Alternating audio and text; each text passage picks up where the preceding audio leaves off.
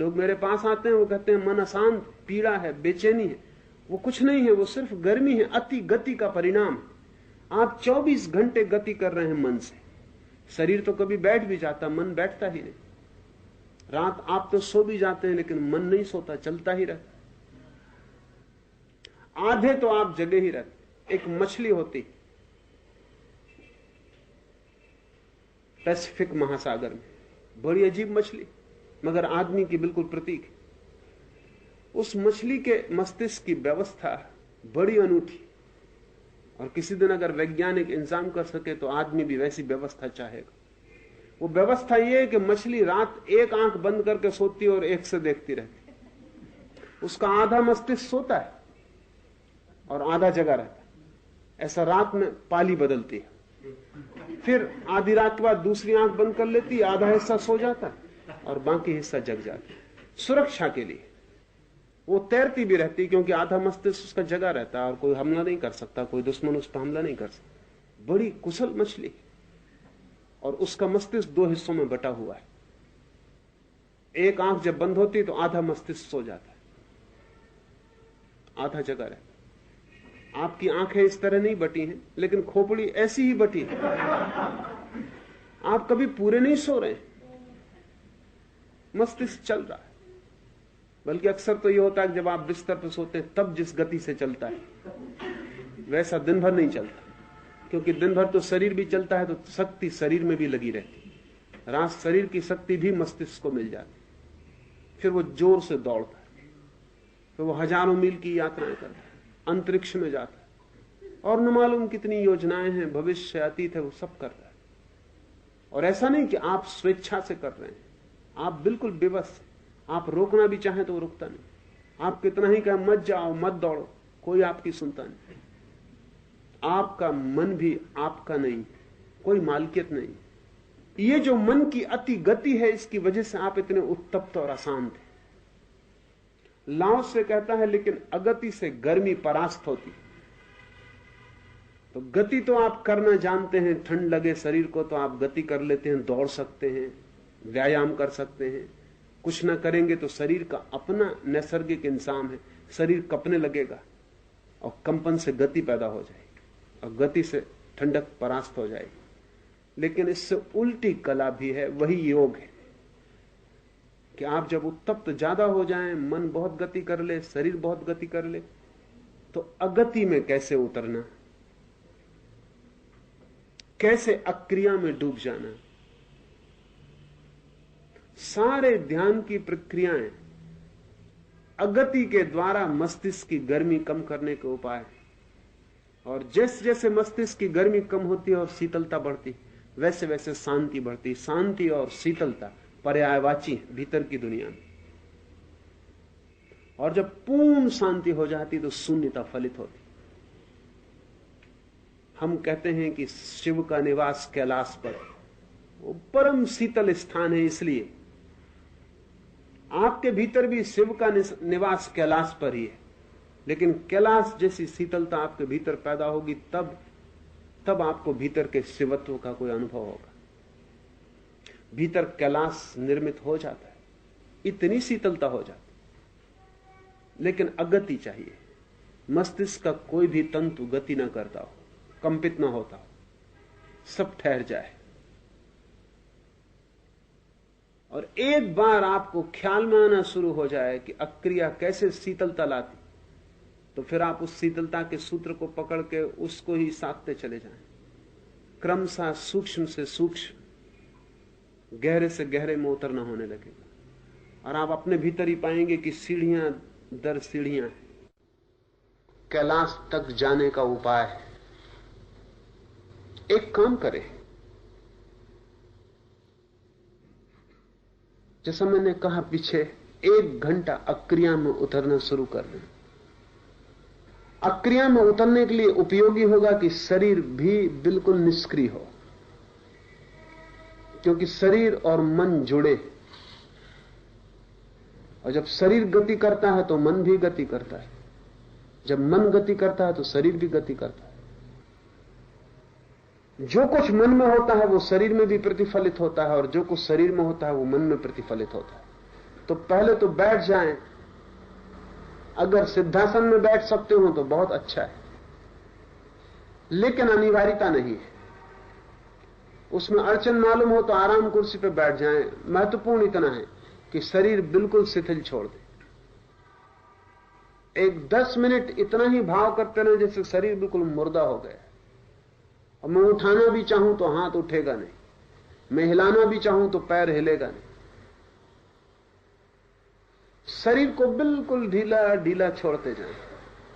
थोड़े ही दिन में सूत्र पकड़ में आ जाता है कि शरीर ढीला छोड़ने से ढीला हो जाता है।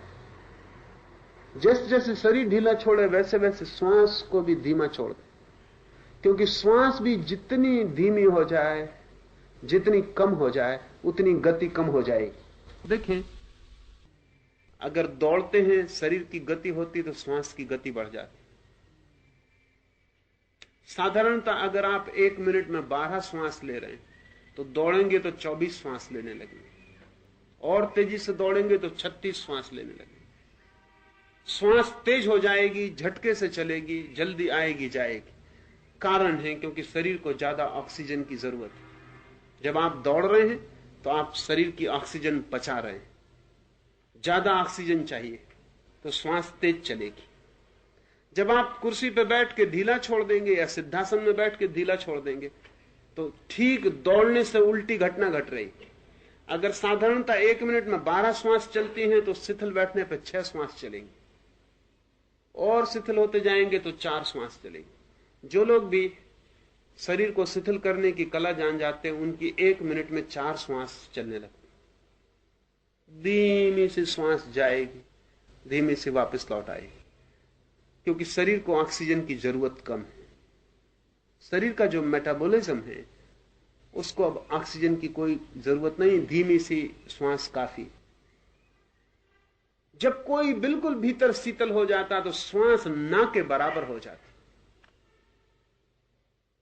दूसरे आदमी को भी पहचानना हो कि श्वास चल रही है नहीं तो सामने दर्पण रख के पहचाना जा सकता, नहीं तो पता नहीं चलेगी। और खुद तो बिल्कुल पता नहीं चलेगा। मेरे पास कई मित्र आके कहते हैं कि घबराहट होने लगती है कि कहीं श्वास बंद तो नहीं होती। घबराएगा कौन अगर बंद हो जाएगी?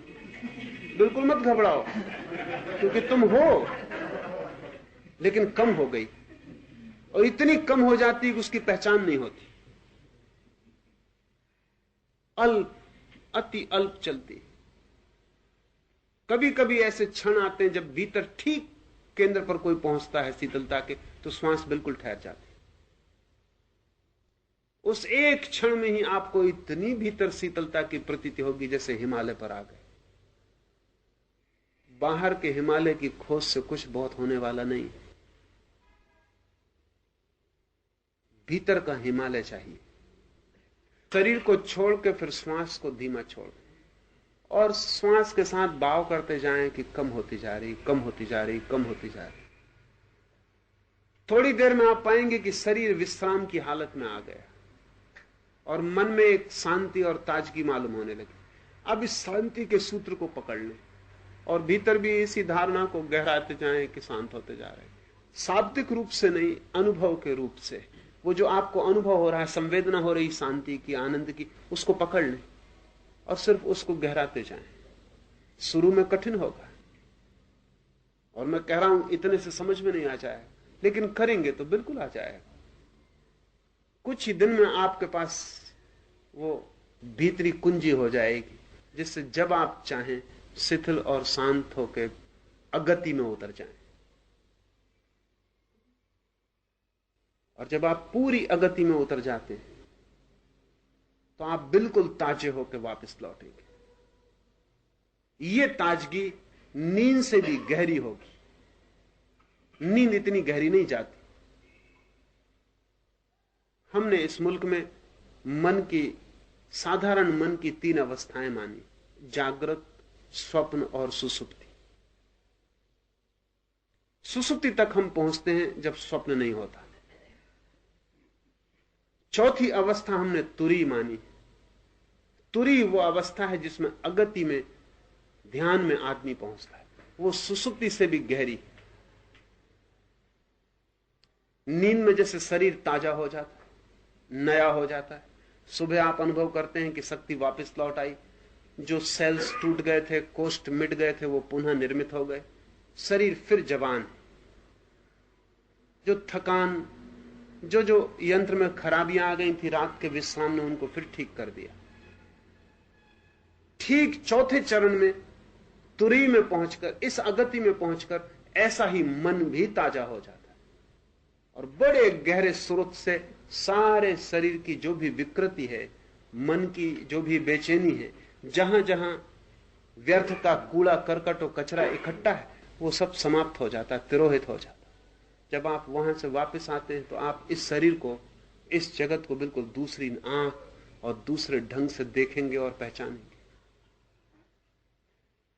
इस गति के जगत से अगति के जगत में उतरने की कला जो सीख ले और निरंतर गति से अगति में जाए, अगति से फिर गति में लौट आए, और जैसे दिन और रात होते ऐसा गति और अगति में संतुलन साध ले, तो लाओस से कहता है कि जो दो अतियों के बीच संतुलन और संगीत को पकड़ लेता है, वो परम ताओ को, परम स्वभाव को उपलब्ध हो जाता है। अगति में जाने का यह अर्थ नहीं है कि फिर आप अगति में ही बैठे रहें। अगति में जाने का यही अर्थ है कि आप वापस गति में लौट आए, सारी ताजगी और सारे आनंद को लेकर। धीरे धीरे क्रिया करते हुए भी भीतर अक्रिया बनी रहेगी, धीरे धीरे काम करते हुए भी भीतर बिल्कुल कोई काम नहीं होगा। आप दौड़ते रहेंगे और भीतर कोई भी नहीं दौड़ेगा, भीतर सब ठहरा रहेगा। जिस दिन दोनों बातें एक साथ सध जाती हैं, उस दिन मुक्ति फलित हो जाती है। दो तरह के लोग, और लाओस से चाहता है आप तीसरे तरह के व्यक्ति हों।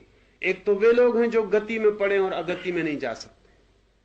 कुछ इनमें से ही भाग के अगति में चले जाते हैं तो गति से डरने लगते हैं, फिर वो जंगल में छिप जाते हैं, गुफा में बैठ जाते हैं। फिर वो भयभीत होते हैं कि अगर हम यहां से बाहर निकले तो गति फिर पकड़ लेगी।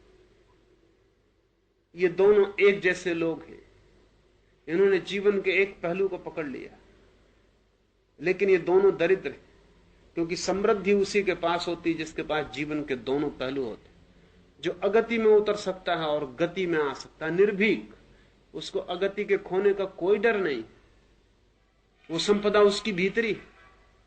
जो युद्ध के मैदान पे भी खड़ा हो सकता है और जिसके ध्यान में रत्ती भर फर्क नहीं पड़ेगा, जो दुकान पे बैठ सकता है और जिसके मंदिर में इससे कोई हलचल नहीं आती। जब कोई व्यक्ति इन दोनों में आता है, जाता है, धीरे धीरे धीरे इतना सहज हो जाती है घटना, जैसे अपने मकान के बाहर आना और भीतर जाना, बाहर आना और भीतर जाना।